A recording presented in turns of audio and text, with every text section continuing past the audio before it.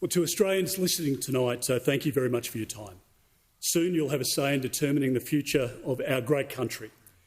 We live literally in the best country in the world, and we're the beneficiaries of what our forebears have built and defended.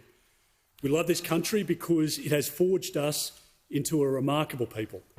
We're compassionate, we're stoic, we're fair, and we're quietly patriotic.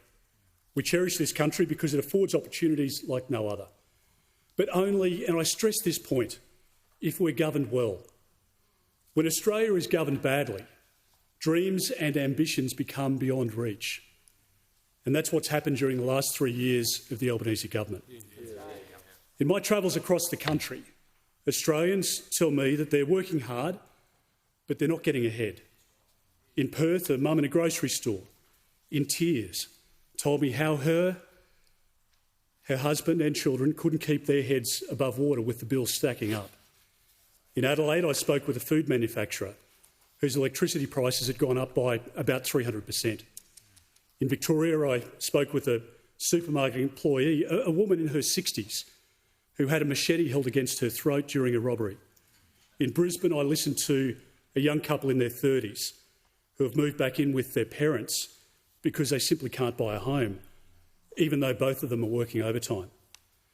Now, such stories have now become commonplace across our country. Stories of rent and mortgage stress, stories of power, shopping and insurance bills going through the roof, stories of home ownership being out of reach for so many, and stories of it being increasingly difficult to see and to afford a GP, and stories of crime on our streets. For so many Australians, aspiration has turned to anxiety, optimism to pessimism, and national confidence to national uncertainty. The truth is Australians can't afford 3 more years of the Albanese government. Yeah. Now, every election is important, but this election does matter more than others in recent history. It is a sliding doors moment for our nation. A returned Albanese government in any form won't just be another 3 bleak years. More economic mistakes will take a lot longer to recover from. Setbacks will be set in stone and our prosperity will be damaged for decades to come. But you have the power to change the path our country is on. You have the ability to reverse decline, and you have the opportunity to get our country back on track. You can do that by voting for your Liberal or Nationals candidate so that a new Dutton coalition government can be elected. And at this election, the choice could not be clearer. Tonight, I'll outline the choice Australians face at this election and our plan to fix Labor's mess. We have a positive plan to deliver: a stronger economy with lower inflation, cheaper energy, affordable homes, quality healthcare and safer communities. A plan to help you and your families. A plan to bring about a stronger, safer and better Australia. A plan to usher in more confident, resilient and self-reliant people right across the country. And we need to accept that we live in a more dangerous and disruptive world. And to these ends tonight, I will announce new policies that a coalition government would implement. Tonight, I commit a coalition government to the following. We will introduce 4 critical pieces of legislation on the first sitting day in the next parliament. 1, the Energy Price Reduction Bill. 2, the Lower Immigration and More Homes for Australians Bill.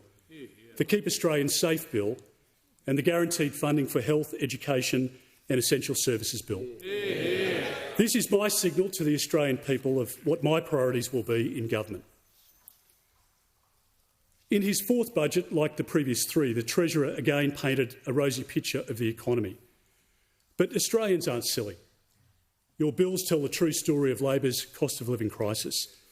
And here's the facts of the Albanese government's economic record. Rents are up by 18%. Housing is up by 14%. Groceries up by a staggering 30%. Electricity is up by 32%, and insurance is up for many households and businesses by 35%. Australians have experienced the longest household recession and the worst collapse in living standards in our country's history. Under Labor, interest rates have gone up 12 times, but only been cut once, and they've stayed higher for longer compared to other comparable nations. This budget makes clear that Labor was only able to deliver 2 surpluses, piggybacking off the former coalition government's strong economic management, as well as record commodity price windfalls. And now the outlook is one of deficits as far as the eye can see. For 3 years, Labor peddled the lie that they inherited $1 trillion of debt. Yet in the budget papers that we saw on Tuesday night, they confirm that the Labor Party will burden Australia with $1 trillion of debt as of next year. Tuesday's budget was one for the next 5 weeks, not one for the next 5 years. It was a shameless election voting exercise, not a plan for our country's future. It was about saving Prime Minister Albanese, not about you, and certainly not about safeguarding our nation. Jim Chalmers' so-called tax cut top-up is simply a tax cut cop-out. It's a cruel hoax. Now, Labor will spend $17 billion of taxpayers' money to give you back 70 cents a day in 15 months' time. And yet a family with a typical mortgage under this government is $50,000 worse off. I think it's insulting, to be honest,